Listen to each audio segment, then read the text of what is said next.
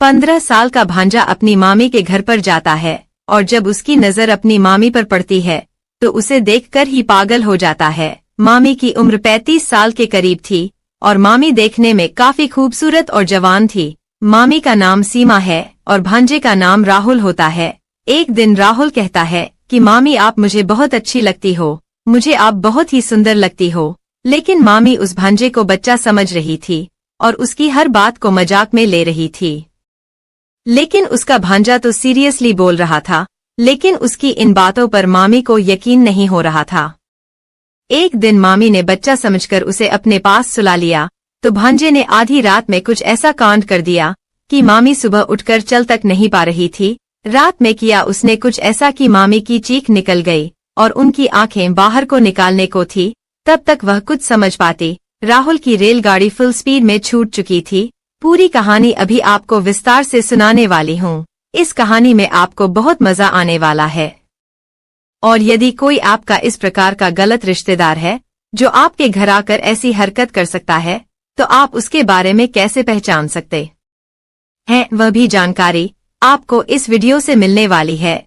इसलिए वीडियो में अंत तक बने रहना। यदि चैनल को अभी तक सब्सक्राइब नहीं किया तो सब्सक्राइब कर लीजिए। वीडियो को एक लाइक करके कमेंट में भी अपना नाम लिख दीजिए। यह सच्ची घटना झारखंड के ऊंचा गांव की है। वहां पर एक छोटा सा कुशल परिवार रहता था। इस परिवार में माता पिता और एक छोटा सा बच्चा रहता था। इस बच्चे का नाम राहुल था। राहुल अभी 15 वर्ष का था और वह अपने घर पर ही रहता था और अपनी पढ़ाई किया करता था। जिस विद्यालय में पढ़ता था वह सिर्फ 7वीं कक्षा तक था और अब वह सोच रहा था कि आगे की पढ़ाई कहाँ करें। राहुल पढ़ने में भी बहुत अच्छा था, हमेशा अपने क्लास में अव्वल आया करता था। उसके मामा का घर पड़ोस के गांव में ही था। तभी उसकी माँ कहती है कि राहुल अपने मामा के घर चला जा और वहाँ के स्कूल में एडमिशन करवा ले और वहाँ रहकर वहीं पर ही अपनी पढ़ाई पूरी कर ले। वहाँ से स्कूल नजदीक ही है और पैदल भी तू जा सकता है। उसके बाद राहुल की माँ उसे उसके मामा के घर छोड़ आती है और अपनी भाभी से कहती है कि भाभी मेरे बेटे राहुल का अच्छे से ख्याल रखना और इसकी देखभाल अच्छे से करना और खाना पीना आदि भी टाइम से देती रहना। दिन में यह स्कूल चला जाया करेगा और छुट्टी होने पर ही घर पर आया करेगा। पढ़ने में काफी तेज है तो मैंने सोचा कि इसको आपके यहाँ छोड़ दूं और यह पढ़ लिख कर कुछ बनना भी चाहता है। इतना कहकर उसकी माँ वहाँ से चली जाती है। और यह जो राहुल था यह बड़ा ही मजाकिया किस्म का लड़का था। यह अपनी बातों से लोगों को थोड़ा बहुत हंसा दिया करता था। फिर यह अपनी मामी से बोला, मामी मैं आपके पास आ गया हूँ और आप मुझे बहुत अच्छी लगती हो और आप मुझे बहुत ज्यादा ही खूबसूरत लगती हो। लेकिन मामी उसकी बातों को मजाक में लेने लगती है। अब राहुल वहाँ पर रहने लगता है। राहुल के जो माँ थे उनका नाम राजेश था। राजेश अपने घर से शहर जाकर मेहनत मजदूरी का काम किया करता था। वह ईंट के भट्टे पर दिहाड़ी मजदूरी का काम किया करता था और राहुल की मामी सीमा वह घर पर ही रहा करती थी। राहुल की मामी सीमा देखने में बहुत ही खूबसूरत थी और उनका कोई बच्चा भी नहीं था। एक दिन राहुल बैठा हुआ पढ़ाई कर रहा था।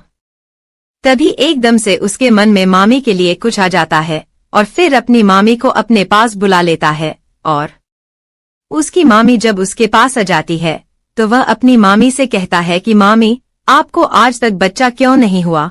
और वह बोला मेरा कोई भाई या बहन अब तक क्यों नहीं आया, आप ऐसा क्या करती हैं मामा के साथ जो आपके बच्चे नहीं है। फिर उसने कहा मामी मैं आपको बच्चा दे दूंगा। उसकी बात सुनकर उसकी मामी हंसने लगती है और वहाँ से चली जाती है। अब मामी का काम था रोजाना उसका टिफिन बनाना और उसको स्कूल तक छोड़ कर आना।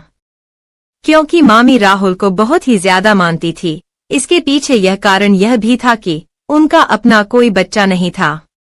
वह रोजाना राहुल को स्कूल छोड़ने जाती थी। स्कूल लगभग 1 किलोमीटर दूर था, फिर भी वह पैदल उसे छोड़कर आती थी और फिर छुट्टी के टाइम उसे लेने भी जाती थी। उनका जो पति था वह सुबह काम पर निकल जाता था और शाम को ही घर पर आता था। एक दिन की बात है, उसका पति राजेश दोस्त के यहाँ शादी में जाता है। उसका पति कहता है कि सीमा आज मैं घर पर नहीं आऊंगा, मैं अपने दोस्त के यहाँ शादी में जा रहा हूँ। तुम और राहुल अच्छे से घर पर रहना और खाना खाकर सो जाना। हो सकता है मुझे टाइम लगे, मैं शायद 2 दिन के बाद आऊं क्योंकि मेरे दोस्त के यहाँ आज हल्दी है और कल शादी है। बारात आने पर ही मुझे घर वापस आने को मिलेगा। तुम लोग घर पर अच्छे से रहना और खाना पीना समय से खाते रहना। इतना कहकर राजेश घर से निकल गया। जब उसका पति घर पर नहीं होता है तो सीमा अपने भांजे राहुल से कहती है कि राहुल, आज तुम अकेले मत सोना, आज तुम मेरे पास सो जाना, नहीं तो तुम डर जाओगे। तुम्हारे मामा आज घर पर नहीं आएंगे, वह एक शादी में गए हुए हैं। यह सुनकर राहुल कहता है कि ठीक है मामी, मैं अभी पढ़ाई कर रहा हूँ और जब पढ़ाई खत्म हो जाएगी तो आपके पास आकर सो जाऊंगा। उसके कुछ देर बाद तक राहुल पढ़ाई लिखाई करता है। उसके बाद मामी के पास सोने के लिए पहुंच जाता है और अंदर से दरवाजा लगा देता है, क्योंकि मामी पहले से ही उस कमरे में सो रही थी और मामी का जो आंचल था वह उनके ऊपर से हटा हुआ था और थोड़ा थोड़ा मामी का बदन दिख रहा था। जब राहुल मामी को इस स्थिति में सोते हुए देखता है तो उसके मन में कुछ गलत विचार आ जाते हैं। उसके बाद वह अपनी मामी के पास लेट जाता है और फिर वह अपनी मामी के शरीर पर हाथ फेरने लगता है। जब वह ऐसी हरकत करता है तो उसकी मामी की आंख खुल जाती है। तभी उसकी मामी कहने लगती है कि राहुल, यह क्या कर रहे हो? तभी राहुल कहता है कि मामी, आपके नजदीक आकर मुझे काफी अच्छा लग रहा है। तभी उसकी मामी कहती है कि नहीं राहुल, यह सब गलत है, हम ऐसा नहीं कर सकते। तभी वह राहुल से बोली कि आप तो अच्छे बच्चे हो ना, यह सब गलत हरकत क्यों कर रहे हो? लेकिन राहुल नहीं मानता है और वह लगातार अपनी मामी के साथ फिजिकल होने की कोशिश करता रहता है। उसकी मामी लगातार मना करती रहती है लेकिन वह नहीं मानता है। कुछ देर तक यही सब चलता है। तभी उसकी मामी को भी अच्छा लगने लगता है और फिर वह उसे कहने लगती है कि राहुल, यह सब कहाँ से सीखे हो? तभी राहुल कहता है कि मामी, कहीं से नहीं, मैं तो बस आपसे ही सीख रहा हूँ। उसके बाद दोनों की इच्छाएं बढ़ने लगती है। फिर राहुल कहता है कि मामी, अब सब्र नहीं हो रहा है और वह मामी को निर्वस्त्र कर देता है और फिर उनके साथ फिजिकल रिलेशन बनाने लगता है। मामी भी इसका भरपूर सहयोग करने लगती है और फिर इन दोनों लोगों के बीच पूरी रात फिजिकल रिलेशन बनते हैं। पूरी रात में लगभग 5 बार यह लोग फिजिकल होते हैं और सुबह तक राहुल अपनी मामी की हालत खराब कर देता है। मात्र 15 साल का यह लड़का मामी को चीखने पर मजबूर कर देता है। अब मामी की हालत खराब हो चुकी थी। फिर वह कहती है कि अब बस करो। फिर यह दोनों लोग वहीं इस बिस्तर पर सो जाते हैं। अगले दिन जब सुबह होती है और मामी जब उठती है तो चल नहीं पाती है। उसको चलने फिरने में बहुत ज्यादा तकलीफ हो रही थी और वह मन ही मन सोच रही थी कि इतनी कम उम्र का लड़का इतना कुछ कर देगा। उसको यह उम्मीद भी नहीं थी, लेकिन मन ही मन उसको काफी खुशी भी हो रही थी। फिर वह राहुल को जगाने के लिए जाती है और राहुल जब उठता है तो अपनी मामी को देखकर मुस्कुराने लगता है और मामी भी मुस्कुराने लगती है और अब दोनों में नजदीकियां बढ़ने शुरू हो जाती हैं।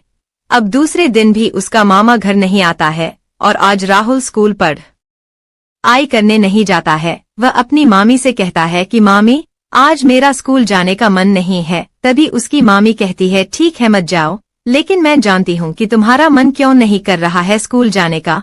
फिर वह कहता है कि नहीं मामी, आज मैं घर पर बैठकर ही पढ़ाई करूंगा। चाय नाश्ता करने के बाद वह अपने कमरे में जाता है और मामी से कहता है कि मामी, मैं पढ़ाई करने जा रहा हूँ, अगर आप मुझसे मिलना चाहो तो मेरे पास आ जाना। कुछ देर राहुल पढ़ाई करता रहता है और फिर उसकी मामी सीमा उसके पास पहुंच जाती है। रूम में जाने के बाद दोनों लोग लेट जाते हैं और एक दूसरे के साथ रोमांटिक मूड में बातें करने लगते हैं। उसके बाद दोनों लोग फिर निर्वस्त्र हो जाते हैं और वहीं इस कमरे में फिजिकल होने लगते हैं। राहुल की उम्र काफी कम थी और जब वह अपनी उम्र से बड़ी मामी के साथ फिजिकल रिलेशन बना रहा था तो उसको वह चरम सुख की प्राप्ति हो रही थी जो उसने पहले कभी अनुभव भी नहीं किया था। और इधर उसकी मामी भी उस लड़के के साथ इतना आनंदित महसूस कर रही थी जो उसको उसके पति से कभी महसूस ही नहीं हुआ था और अब उसे यह सब बहुत अच्छा लगने लगा था और फिर वह राहुल का भरपूर साथ देने लगती है। अब दोनों लोग जमकर फिजिकल रिलेशन बनाते हैं और जब थक जाते हैं तो दोनों लेट जाते हैं।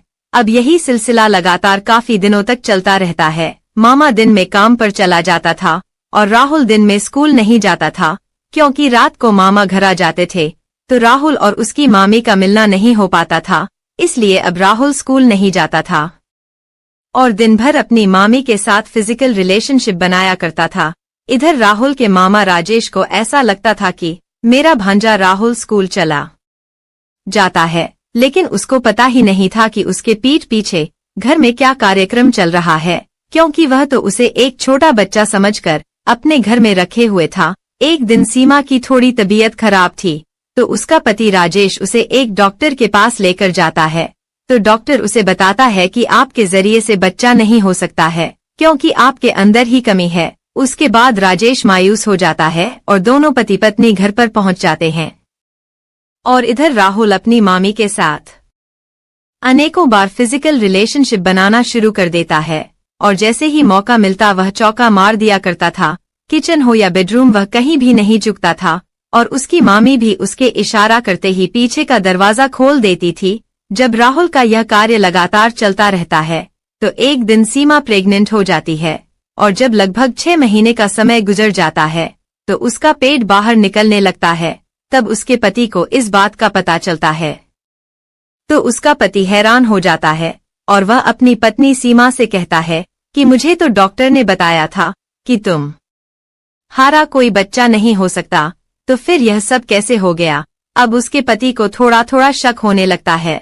फिर राजेश अपनी पत्नी सीमा से कहता है कि कल तैयार हो जाना, कल हमें हॉस्पिटल चलना है। सीमा को यह नहीं पता था कि राजेश उसे किस बात के लिए अस्पताल लेकर जा रहा है। राजेश सीमा को अस्पताल लेकर पहुंच जाता है, और वहां पर जब दोनों की जांच होती है, तो पता चलता है कि यह बच्चा राजेश का है ही नहीं, बल्कि किसी और का है। यह सुनकर राजेश हैरान हो जाता है, और फिर सीमा से कहता है कि बता यह बच्चा किसका है। पत्नी से इतना बड़ा धोखा खाकर उसके पैरों तले जमीन खिसक जाती है, क्योंकि वह अपनी पत्नी पर बहुत भरोसा करता था, लेकिन पीठ पीछे उसकी पत्नी ने ही उसके साथ इतना बड़ा धोखा कर दिया था। और फिर वह गुस्से से पूछता है कि बताओ यह बच्चा किसका है। सीमा पहले तो कुछ नहीं बताती है, लेकिन जब राजेश उसे बहुत ज्यादा मारने पीटने लगता है, तो सीमा सब कुछ सच सच बता देती है, और वह कहती है कि यह बच्चा आपके भांजे राहुल का है, वही मेरे साथ फिजिकल रिलेशन बनाते हैं, उसने ही यह सब किया है। इतना सुनकर उसे यह समझ में नहीं आ रहा था कि जो काम मैं नहीं कर सका वह इतना छोटा बच्चा कैसे कर सकता है। फिर राजेश अपनी बहन को फोन करके बुलाता है और सारी बातें उसको बता देता है। अब राहुल की माँ वह कहती है कि जो हो गया उसको बदल नहीं सकते, गलती हो गई है, इसमें कोई अनजान तो है नहीं, दोनों ही अपनी मर्जी से इस गलती को अंजाम दे चुके हैं। लेकिन उसका भाई राजेश कहता है कि अब मैं इसे नहीं अपना सकता, तुम ही इसे अपने घर ले जाओ। उसके बाद राहुल कहता है कि मैं मामी को नहीं छोड़ सकता, और अब मैं ही इन्हें अपने साथ रख लूंगा, मैं उनके बगैर नहीं रह सकता। और सीमा भी यही कहती है कि मैं राहुल के बगैर नहीं रह सकती। फिर राहुल की माँ इन दोनों की जिद के आगे हार जाती है और उन्हें अपने घर लेकर आ जाती है। और फिर धीरे धीरे कुछ समय बीत जाता है और अब 9वां महीना आ जाता है। उसके बाद सीमा को एक सुंदर सा बेटा होता है, और जब इतने छोटे लड़के का एक बेटा होता है तो यह देखकर सारे गांव वाले बहुत ही हैरान हो जाते हैं। और इधर उसका पति राजेश अपने घर में अकेला पड़ जाता है। घर उसको काट खाने को दौड़ता है, अपने घर पर अकेला रहता है, और उधर उसकी पत्नी अपने बच्चों के साथ खुश रहती है। इस कहानी को सुनकर आपको कैसा लगा, इसमें किसकी गलती लगी, अपनी राय कमेंट में जरूर दीजिएगा। मैं आपके जवाब की प्रतीक्षा करूंगी। आपकी राय पढ़कर मुझे बहुत अच्छा लगता है। दोस्तों, इस कहानी को सुनाने का उद्देश्य किसी के दिल को ठेस पहुंचाना नहीं है, किसी की भावनाओं को ठेस पहुंचाना नहीं है, किसी भी प्रकार की अनैतिकता या अश्लीलता को बढ़ावा देना नहीं है। यह कहानी एक शैक्षिक संदेश देकर समाज में हो रहे इस प्रकार के मुद्दों के प्रति जागरूकता लाने के उद्देश्य से प्रस्तुत की गई है। इस कहानी के माध्यम से हम एक शैक्षिक संदेश देकर इस प्रकार की घटनाओं के बारे में जागरूकता फैलाना चाहते हैं, और आशा करते हैं कि सभी लोग अपने अपने घरों में सावधान रहें, सतर्क रहें और सुरक्षित रहें। मिलते हैं किसी और इसी प्रकार की कहानी में। कहानी अगर आपको पसंद आई तो अपने दोस्तों और रिश्तेदारों को ही भेज दीजिएगा। जय हिंद, जय भारत। नमस्ते दोस्तों, आज की इस कहानी में आपका स्वागत है। मैंने कभी सोचा भी नहीं था कि स्कूल से घर लौटने पर मुझे ऐसा नजारा देखने को मिलेगा। मुझे लगा था कि घर पर सिर्फ मैं अकेला ही रहूंगा, लेकिन जो मैंने अपनी सौतेली माँ के कमरे के थोड़े खुले दरवाजे के पीछे जो देखा, उसने मुझे हैरान कर दिया। वो पल इतना अंतरंग और नियंत्रण से बाहर था कि मेरी पूरी दुनिया एक पल में बदल गई। इसके बाद जो हुआ उसने हमारे बीच सब कुछ बदल दिया, कुछ ऐसा जो हम दोनों कभी नहीं भुला सकते। तो दोस्तों, साथ बने रहिएगा, क्योंकि मैं आपको बताऊंगा कि यह सब कैसे एक ऐसी रात में तब्दील हो गया जिसे मैं कभी नहीं भूलूंगा। मैं अभी अभी स्कूल से घर आया था। दिन भर की थकान मुझे ऐसे महसूस हो रही थी जैसे मेरा भारी बैग मेरे कंधों पर लदा हो। घर में अजीब सी खामोशी थी, बस फ्रिज की हल्की सी आवाज गूंज रही थी। देर दोपहर की सुनहरी धूप फर्श पर लंबी किरणें बिखेर रही थी और सब कुछ शांत सुकून भरा लग रहा था। ऐसा लग रहा था कि जैसे मैं बिल्कुल अकेला हूं। फिर मैंने अपना बैग सोफे पर फेंक दिया, ये सोचते हुए कि पहले कुछ खाऊंगा और फिर थोड़ी देर आराम करूंगा, इससे पहले कि कोई और घर आता। जैसे ही मैं रसोई की ओर बढ़ा, एक आवाज ने मेरा ध्यान खींच लिया। एक धीमी आवाज, लेकिन साफ सुनाई दे रही थी। फिर मैं एक पल के लिए रुक गया, समझ नहीं पा रहा था कि मैं क्या सुन रहा हूँ। वो आवाज धीमी थी, जैसे कोई हल्की सी गुनगुनाहट या फुसफुसाहट, लेकिन उसमें कुछ अलग था, कुछ अंतरंग, प्रभावित करने वाला। फिर मैंने और ध्यान से सुना, यह जानने की कोशिश करते हुए कि यह आवाज कहाँ से आ रही थी। वो आवाज बहुत तेज नहीं थी, लेकिन उसमें कुछ ऐसा था जिसने मुझे बेचैन कर दिया। धीरे धीरे संभलते हुए मैंने हॉल में कदम रखा। मेरे पैर फर्श पर कोई आवाज नहीं कर रहे थे। जैसे मैं आवाज की दिशा के पास पहुंचा, तब मेरी सौतेली माँ के कमरे का दरवाजा थोड़ा खुला हुआ था। बस इतना खुला था कि मुझे बिस्तर का किनारा और उससे आगे का एक हिस्सा दिखाई दे रहा था। मुझे नहीं देखना चाहिए था, ये मुझे पता था कि नहीं देखना चाहिए था, लेकिन कुछ मुझे उस दरवाजे की ओर खींचे जा रहा था। मेरी जानने की इच्छा मुझे मजबूर कर रही थी। फिर मैं थोड़ा और झुककर दरवाजे के उस छोटे से दरार से झांका। तभी मैंने देखा कि मेरी सौतेली माँ बिस्तर पर लेटी हुई थी। उसकी पीठ थोड़ी मुड़ी हुई थी, उसकी आंखें बंद थीं और वो पूरी तरह से आनंद में डूबी हुई थी। एक पल के लिए मैं हिल भी नहीं पाया। मैं वहीं खड़ा रहा, मेरी सांसें रुक सी गईं, जैसे मैं जो देख रहा था उसे समझने की कोशिश कर रहा था। वो खुद को छू रही थी, उसकी उंगलियां धीरे धीरे और बिना रुके एक लय से हिल रही थीं और उसकी धीमी धीमी कराहें उसके होंठों से निकल रही थीं। यह दृश्य मेरे भीतर के गहराई तक उतर गया, कुछ ऐसा जो मैंने पहले कभी महसूस नहीं किया था। अब अचानक से देख मेरी धड़कन तेज हो गई। मेरा दिल जोर जोर से धड़कने लगा और मेरे शरीर में गर्मी की एक लहर दौड़ गई। मुझे वहां से चले जाना चाहिए था, चुपचाप पीछे हट जाना चाहिए था और ऐसा दिखावा करना चाहिए था कि मैंने कुछ नहीं देखा। लेकिन मैं हिल भी नहीं पा रहा था। मैं वहीं खड़ा रहा, मेरी आंखें उस पर जमी हुई थी। उसकी हर छोटी सी हरकत मेरे भीतर हलचल मचा रही थी। वो बेहद खूबसूरत लग रही थी। उस पल में उसकी हरकतें इतनी सहज, प्राकृतिक और खूबसूरत लग रही थीं। थोड़ी देर बाद मैंने सोचा, अब मुझे हट जाना चाहिए। तब जैसे ही मैं पीछे हटने वाला था, उसने अपनी आंखें खोल दी। एक पल के लिए मुझे लगा कि मैं पकड़ा गया हूँ, लेकिन उसने कोई प्रतिक्रिया नहीं दी। उसने बस मुझे देखा। उसकी नजरें नरम थीं, जैसे बुलावा दे रही हूँ। उसमें न कोई गुस्सा था और न कोई हैरानी, बस एक धीमी सी मुस्कान जो मुझे और भी बेचैन कर रही थी। फिर उसने धीरे से कहा, अंदर आओ। उसकी आवाज धीमी और गर्म थी और एक पल के लिए मुझे लगा कि मैंने इसे सुना ही नहीं। लेकिन जब मैं हिला नहीं तो उसने फिर से मुस्कुराते हुए थोड़ी जोर से कहा, अंदर आओ। उस वक्त मेरे पैर खुद ब खुद हिलने लगे, मुझे कमरे में लेकर जा रहे थे। हर कदम के साथ मेरा दिल तेजी से धड़क रहा था। एक अजीब सी डर और उत्साह की भावना मेरे अंदर घूम रही थी। और जब मैं आखिरकार बिस्तर के पास पहुंचा, उसे नीचे से देखा, तो मैंने अपने बीच की उस खिंचाव को महसूस किया जैसे हवा में कुछ भारी हो। तब भी वो कुछ नहीं बोली, बस अपनी गहरी तीखी नजरों से मुझे देखती रही, जैसे मुझे पूरी तरह से पढ़ रही हो। तभी मैंने कुछ बोलने की कोशिश की, लेकिन कुछ बोल नहीं पाया। अपने आवाज को तब मैं निगल सा गया। मेरा मुंह सूख रहा था और मेरे विचार बेकाबू होने लगे थे, लेकिन उसे कोई फर्क नहीं पड़ा। उसने बस धीरे से मेरा हाथ पकड़ा। उसकी छुअन एकदम नरम और कोमल थी, पर उसमें एक दृढ़ता थी। फिर जैसे ही उसने मुझे और करीब खींचा, अब मेरा दिल तेजी से धड़कने लगा था और मेरे पेट में एक अजीब सा तनाव महसूस हो रहा था, जैसे कोई गांठ बंध रही हो। लेकिन इसके साथ ही कुछ और भी था, कुछ ऐसा जो उत्तेजना जैसा लग रहा था, उम्मीद भरा। जब मैं उसके बिस्तर के किनारे बैठा तो उसने मेरा हाथ नहीं छोड़ा, बल्कि उसने धीरे धीरे उसे अपने शरीर पर नीचे की ओर खींचा, अपने नाजुक कूल्हे के घुमाव पर। तब उसकी त्वचा की गर्मी मेरी उंगलियों के जरिए महसूस हो रही थी। जैसे ही मैंने उसके हाथ को अपने हाथ पर महसूस किया, जो मुझे धीरे धीरे और जानबूझकर निर्देशित लग रहा था, उस वक्त मेरी सांसें थम गई थीं। उसकी त्वचा के नीचे उसकी धड़कन, उसकी संतरे का धीरे धीरे उठना और गिरना, सब मैं महसूस कर रहा था। तब उसने धीरे से कहा, डर मत।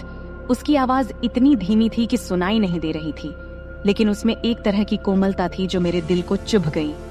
बस आराम से रहो। फिर मैंने सिर हिलाया। हालांकि मुझे यकीन नहीं था कि मैं अधिक घबराया हुआ था या उत्साहित था। उसकी उंगलियां मेरी उंगलियों में लिपटी हुई थी, मुझे निर्देशित कर रही थी, जैसे हम दोनों एक साथ तालमेल में थे।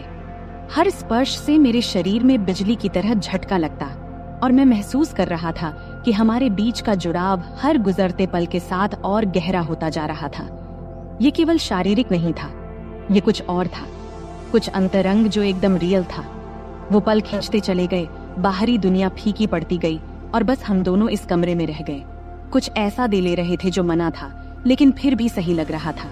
समय धीमा हो गया था, हर सांस, हर स्पर्श एक युग की तरह लग रहा था। जैसे जैसे हमारे बीच की बेचैनी चरम पर पहुंचने लगी, उसने मुझे और करीब खींच लिया। उसका शरीर मेरे शरीर से सट गया। तब मैं उसकी त्वचा की गर्मी, उसकी सांसों की गर्मी अपने गले पर महसूस कर रहा था।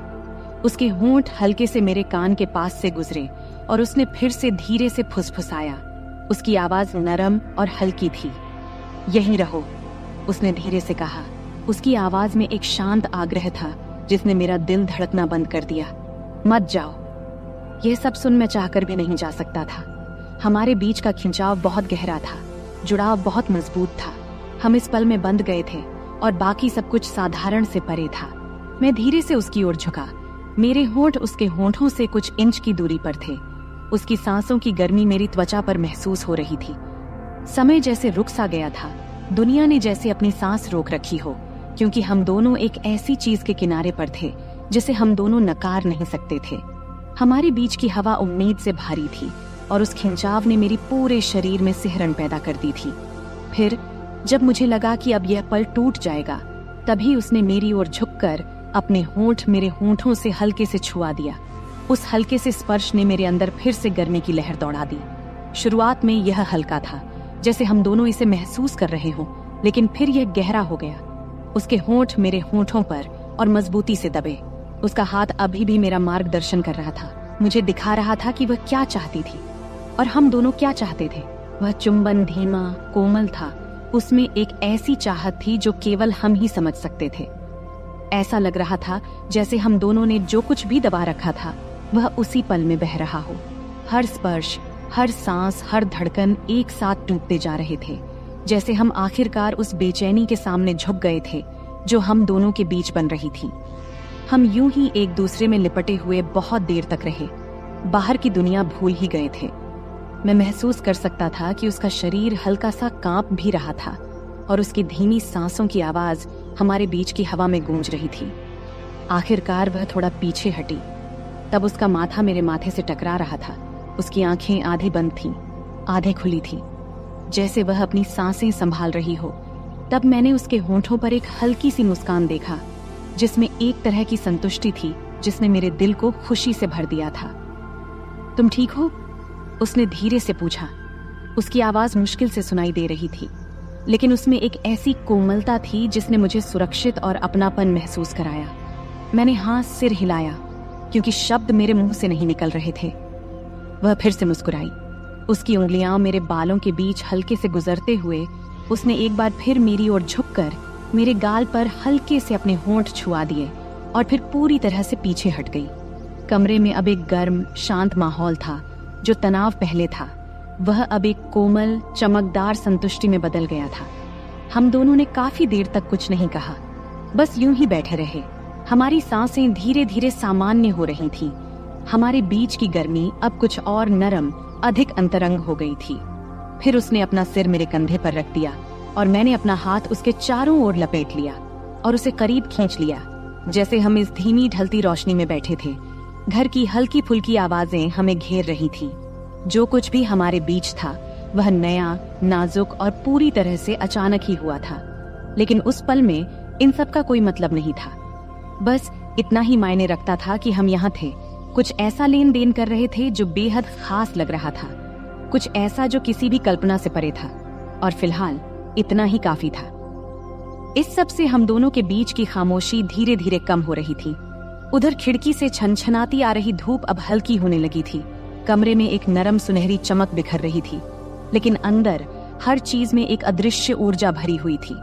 जो कुछ भी अभी हुआ था उसकी गहराई वातावरण में बनी हुई थी, और भले ही हम दोनों में से कोई कुछ बोल नहीं रहा था, लेकिन ऐसा लग रहा था मानो हम दोनों किसी ऐसे पल का इंतजार कर रहे थे जो अभी तक पूरी तरह से वह हुआ ही नहीं हो। मैं महसूस कर सकता था कि उसका शरीर मेरे मुकाबले थोड़ा आराम करने लगा था, लेकिन जिस तरह से वह मुझसे और करीब आ रही थी, उसका हाथ धीरे धीरे मेरे सीने पर टिका हुआ था। ये साफ था कि हमारे बीच जो भी शुरू हुआ था वह अभी खत्म नहीं हुआ था। मेरा दिल अभी भी तेजी से धड़क रहा था। एक अजीब सी उत्तेजना और घबराहट मेरे भीतर दौड़ रही थी। उसकी उपस्थिति का हर हिस्सा मेरी चेतना पर हावी था। उसकी धीमी सांसें, उसकी त्वचा की गर्मी जो मेरी त्वचा के संपर्क में थी, और उसके परफ्यूम की हल्की खुशबू जो अभी भी हवा में बसी हुई थी। तभी उसने हल्के से अपना सिर घुमाया, तब उसके होंठ मेरे गले के पास हल्के से छू गए, जिससे मेरे शरीर में सनसनी दौड़ गई। वह स्पर्श हल्का था, मानो मैं वहां था ही नहीं, लेकिन उसने मेरे भीतर कुछ जगह सा दिया, एक धीमी जलती हुई चाहत। मैंने कुछ पल के लिए अपनी आंखें बंद कियां, फिर उस एहसास को अपने भीतर समाने दिया। फिर मैंने उसकी ओर देखा, तब उसकी आंखें मेरी आंखों से मिलीं, और इस बार उसकी निगाह में कुछ अलग था, कुछ गहरा, अधिक तीव्र। पहले की नरमी अभी भी वहां थी, लेकिन उसके नीचे एक भूख छिपी हुई थी जो मेरी ही तरह महसूस हो रही थी। उसने एक शब्द भी नहीं कहा, लेकिन जिस तरह से उसकी उंगलियां मेरी शरीर पर हल्के हल्के घेरे बना रही थीं, उसने मुझे सब कुछ बता दिया।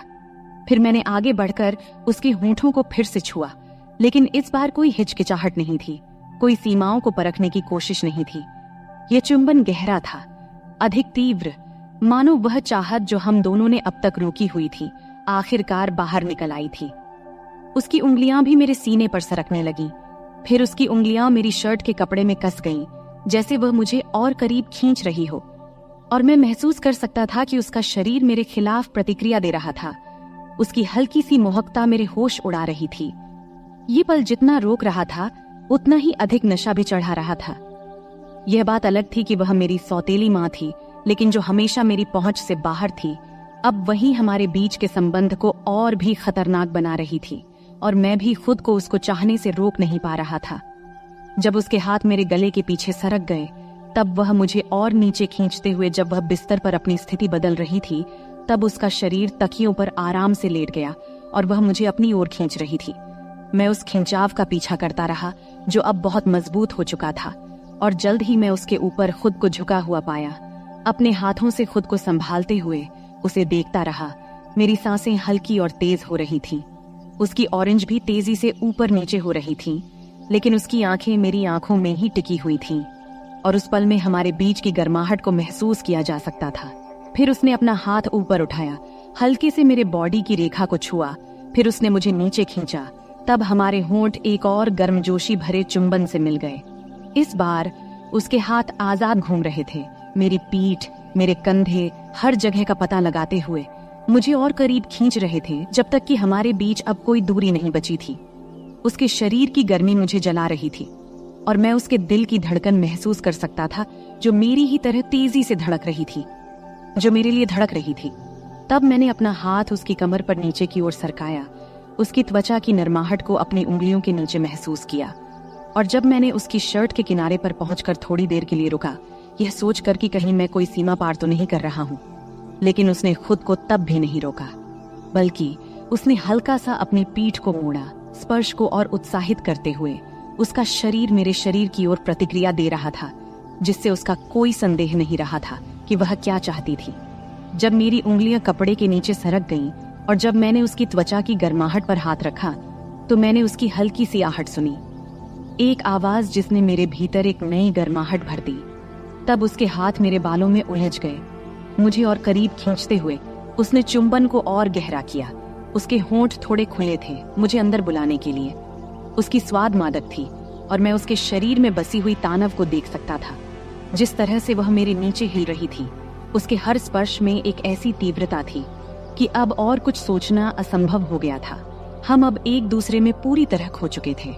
हमारे बीच की हर दीवार गिर रही थी, जैसे हम उस चाहत को पूरा कर रहे थे जो आग इतने समय से सतह के नीचे सुलग रही थी। अब वापसी का कोई रास्ता नहीं था। इस एहसास का भार वातावरण में था, लेकिन हम में से किसी ने इसकी परवाह नहीं किया। केवल यह पल, ये जुड़ाव और ये अटूट खिंचाव जो हमें एक दूसरे की ओर खींच रहा था, यही अब मायने रखता था। उसके हाथ हर जगह थे, मेरे कंधों, बाजुओं और सीने की रेखाओं को महसूस कर रहे थे, मानो वह मुझसे भर नहीं पा रही थी। और मैं भी वैसा ही महसूस कर रहा था। जितना मैं उसे छूता, उतना ही मैं उसे और चाहता, और इस सब की तीव्रता लगभग असहनीय हो रही थी।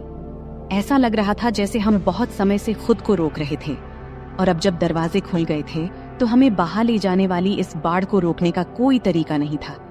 उसने मेरे होंठों पर हल्की सी आह भरी, उसकी उंगलियां मेरे बालों में कस गईं और उसने अपना शरीर मेरे खिलाफ दबाया। और फिर उसकी उस आहट से मेरे भीतर एक नई चाहत की लहर दौड़ गई। मैं भी उससे भर नहीं पा रहा था। उसकी महक, उसका स्वाद और उसके शरीर का एहसास मेरे नीचे था। मेरे शरीर का हर हिस्सा जल रहा था, और मैं जानता था कि अब कोई वापसी नहीं थी। अब इस पल के बाद तो बिल्कुल नहीं। फिर मैंने पल भर के लिए खुद को पीछे खींचा, उसकी आंखों में देखा, जैसे मुझे यह सुनिश्चित करना था कि वह अभी भी मेरे साथ है या नहीं। तब मैंने उसकी आंखों में देखा, वह मुझे उतना ही चाहती है जितना कि मैं चाहता था। लेकिन उसकी आंखों में जो दिखा, उसने मुझे सब कुछ बता दिया। वहां कोई झिझक नहीं थी, कोई दूसरा विचार नहीं था। बस वही जलती हुई भूख जो शुरुआत से ही थी, मुझे आगे बढ़ने के लिए प्रेरित कर रही थी। बिना कुछ कहे उसने फिर से मेरा हाथ थामा। उसकी उंगलियां मेरी शर्ट के सामने कस गईं। फिर मुझे अपने पास खींच लिया। उसकी हल्की सी जल्दबाजी, और जब हमारे होंठ फिर से मिले तो मैंने खुद को पूरी तरह से इस पल में खो दिया। हर संदेह, हर डर को छोड़ते हुए और उस चाहत को पूरा करते हुए जो हमारे बीच तब से बन रही थी जब से मैं उस कमरे में आया था। हमारे बीच की तनातनी बिजली की तरह थी। हर स्पर्श, हर चुंबन हमें उस सीमा के और करीब धकेल रहे थे। उसका शरीर मेरे नीचे हिल रहा था, उसके हाथ मेरी त्वचा पर घूम रहे थे जैसे वह मुझसे भर नहीं पा रही थी, और उसकी सांसों की आवाज कमरे में गूंज रही थी, मुझे और भी ज्यादा पागल कर रही थी। अब हम पूरी तरह से एक दूसरे में खो गए थे, उस जुनून में उलझे हुए थे जिसने हमें पूरी तरह से अपने कब्जे में ले लिया था, और अब कोई वापसी नहीं थी। तब मैंने उसकी उंगलियों को अपने सीने पर महसूस किया। उसका स्पर्श मेरे शरीर में सनसनी पैदा कर रहा था, जैसे वह मुझे और करीब खींच रही हो। फिर भी उसका शरीर मेरे नीचे तनाव से भरा हुआ था, जैसे और चाहने की गुहार कर रहा हो, और मैंने उसे वह सब दिया। हर स्पर्श, हर चुंबन, हर फुसफुसाए हुए शब्द ने हमें इस पल में और गहरा उतारा। यह पल लगभग असहनीय था।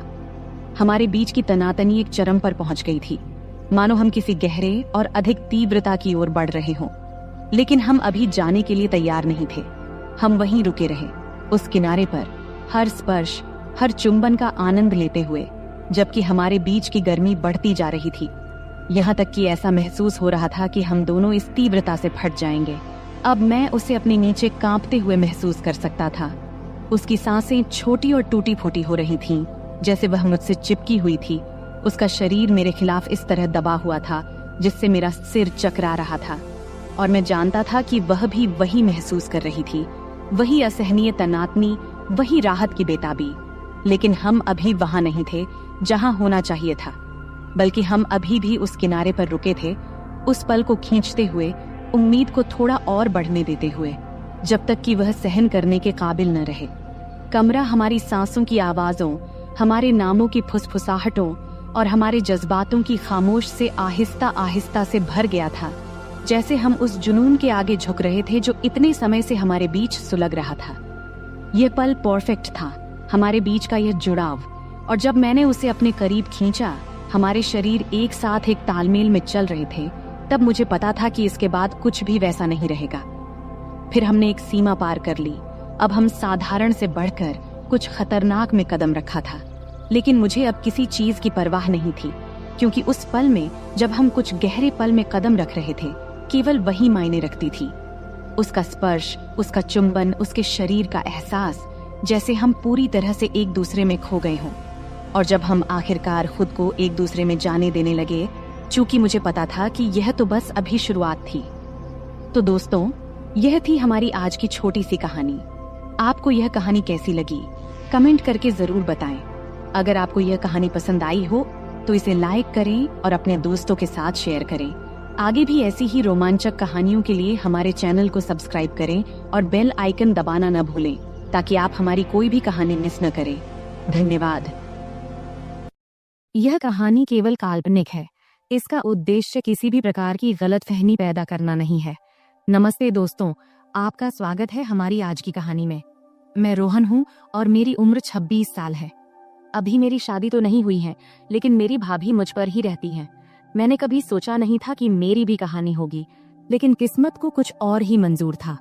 उसने ऐसी कहानी गढ़ दी कि जिसे सुनकर आपके रोंगटे खड़े हो जाएंगे। चलिए दोस्तों, कहानी में आगे बढ़ते हैं। मैं एक मेडिकल की दुकान में काम करता हूँ। घर पर मैं और मेरी भाभी ही रहते हैं। मेरे माता पिता और बड़े भाई कोरोना में गुजर गए। तब से मैं और मेरी भाभी साथ ही रहते हैं। वैसे मेरी एक बहन भी है जो मुंबई में रहती है। उसकी अभी शादी नहीं हुई है। वह छुट्टी में घर आती है। तब खिचड़ी के पर्व का समय था। खिचड़ी का पर्व मतलब घर की लोग गंगा नदी में स्नान करते हैं, सूर्य भगवान की पूजा करते हैं और तिल, गुड़, चूड़ा, दही और खिचड़ी का प्रसाद बांटते हैं। और इन दिनों में खूब मस्ती भी होती थी। तब मेरी भाभी अकेले यह सब नहीं कर पाती, इसीलिए मेरी बहन छुट्टी लेकर घर आ गई थी। मेरी कहानी शुरू होने के 4 दिन पहले मेरे जिगरी दोस्त समीर ने फोन किया। फिर समीर बोला, हेलो रोहन, सुन यार, आज मटन खाने का मन कर रहा है और साथ में थोड़ा दारू भी, बोल चलेगा ना? तब मैंने कहा, हाँ ठीक है। तब शाम को जब काम से छुट्टी मिलने के बाद मैं बार में गया तो समीर पहले ही वहां पहुंच चुका था। फिर हमने दारू की ऑर्डर दिया और बातें करते हुए मैंने ज्यादा दारू पी लिया। समीर ने कहा, यार बस हो गया, अब चल घर चलें। तब मैं थोड़ी ज्यादा पी चुका था, इसलिए उठते समय थोड़ा डगमगा रहा था। तब घर पहुंचकर गाड़ी खड़ी करते समय मुझे स्टैंड नहीं मिल रहा था। जैसे तैसे करके मैं अंदर आया और देखा कि हॉल में नाइट रेड बल्ब जल रहा था, जिससे मुझे सब धुंधला दिख रहा था। तब जैसे ही मैं कमरे की ओर बढ़ा, मैंने देखा कि सोफे के नीचे चटाई पर कोई सो रहा है। फिर पास जाकर मैंने देखा, वह तो मेरी बहन रिया काले गाउन पहने सो रही थी। तब मुझे लगा कि वह मेरी भाभी है। शायद वह मेरी इंतजार करते करते वहीं सो गई थी। तब दारू के नशे में मैंने बहन को सीधा किया। तब भी वह सो रही थी। फिर मैंने सोचा कि अगर वह उठेगी तो चिल्लाएगी, इसलिए मैंने पहले ही तैयारी कर लिया। तब उसने थोड़ा हिलकर उठने की कोशिश किया, लेकिन मैं उसे नीचे धकेलता रहा। तब भी मेरी बहन उठने की कोशिश करती रही, लेकिन मेरे जोश के कारण वह उठ नहीं पाई। दोस्तों, तब वह कुछ मिनटों तक वह चुपचाप लेटी रही। जब उसने कोई हरकत नहीं की तो मैं भी शांत हो गया। हमेशा की तरह ज्यादा देर तक नहीं रुका, जल्दी ही उठकर एक तरफ लेट गया और सो गया। फिर सुबह के 4 बजे के करीब जब मुझे पेशाब के लिए उठना पड़ा तो मैं खुद को अस्वस्थ महसूस कर रहा था।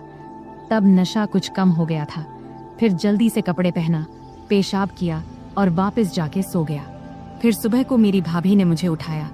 तब देर हो चुकी थी, इसलिए मैंने जल्दी जल्दी तैयार होना शुरू किया। तैयार होते समय मेरी बहन रिया मुझे कुछ अजीब नजरों से देख रही थी।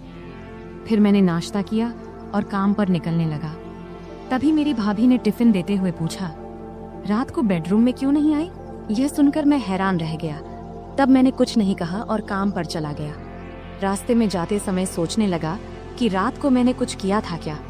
उस दिन पूरे दिन भर यही ख्याल मेरे दिमाग में चलता रहा। फिर दोपहर को लगभग 2:30 बजे मेरी बहन रिया का फोन आया। रिया बोली, हेलो भैया, कहाँ हो? मैंने जवाब दिया, काम पर हूँ। क्यों? रिया ने कहा, मुझे आपसे मिलना है, मैं वहीं आ रही हूँ। तब आई ने कहा, ठीक है, आ जाओ। फिर थोड़ी देर बाद रिया आई। फिर मैं दुकान के बाहर उससे मिलने गया। तब वह एक कोने में खड़ी थी। फिर मैंने उससे पूछा, क्यों, क्या काम है? रिया ने जवाब दिया, आपको सच में नहीं पता मैं क्यों आई हूँ? तब मैंने कहा, पहले ही मेरा सिर दर्द कर रहा है। तब रिया बोली, भैया किस बात से आपका दर्द हो रहा है? ज्यादा सोने से या कुछ और? तब मैंने जवाब दिया, रात को ज्यादा सोने से। तभी रिया बोली, या फिर कुछ और करने से भैया? तब उसके सवालों से मुझे समझ में आया कि रात को कुछ जरूर हुआ था। उसने आगे कहा, तुम्हें सच में नहीं पता कि रात को क्या हुआ? तब उसकी बातों में गुस्सा नहीं था, लेकिन एक अजीब सा एहसास था। फिर मैंने माफी मांगते हुए कहा, मुझे माफ कर दो, नशे में ऐसा हो गया। फिर मैं उसके पैरों में गिरने लगा, लेकिन उसने मुझे रोक दिया। रिया बोली, अरे क्या कर रहे हो भैया, लोग क्या कहेंगे? मैंने कहा, क्या करूं, मुझसे गलती हो गई। इस पर रिया बोली, रात को जो हुआ वह अब हो चुका है। पहले तो मुझे बहुत बुरा लगा, लेकिन फिर मैंने सोचा मैं भी एक औरत हूँ, मुझे भी वो सब चाहिए। इस पर तुरंत ही मैंने कहा, तुम्हारा क्या मतलब? रिया बोली, देखो भैया, मैं साफ साफ कह रही हूँ, रात को तुम मुझसे नजदीक आए, अब तुम्हें ही मुझे पूरा करना होगा। अब मैंने तुम्हारी भलाई के लिए दवाई भी ली है। मैंने कहा, लेकिन तुम मेरी बहन हो, ऐसा कैसे हो सकता है? रिया बोली, मैंने कई कहानियां पढ़ी हैं जिसमें भाई बहन का ऐसा रिश्ता होता है। मैं तुम्हें रोक नहीं रही हूँ, लेकिन अगर तुम मना करोगे तो मैं बाहर ही चली जाऊंगी। ये सुनकर मैंने कहा, ठीक है, लेकिन घर पर भाभी के रहते ये सब कैसे होगा? रिया बोली, मैंने उसे मायके जाने के लिए तैयार कर लिया है। रात को वह तुमसे पूछेगी तो तुम उसे जाने देना, फिर हम बात करेंगे। इस तरह मेरी भाभी अपने मायके चली गई और मैं सोचता रहा कि अब क्या करूं हमारे रिश्ते में। तब मैंने मोबाइल में बहन के कुछ फोटो देखने लगा। उसमें मुझे सब कुछ दिखा, लेकिन एक दिक्कत थी कि खिचड़ी के 14 दिनों में कैसे और क्या करेंगे। फिर मैंने गूगल पर सर्च किया। वहां मुझे पता चला कि अगर आपने उपवास रखा है तो कुछ नहीं करना चाहिए, लेकिन तब मेरे और बहन के उपवास नहीं थे। इससे हमारा रास्ता साफ हो गया।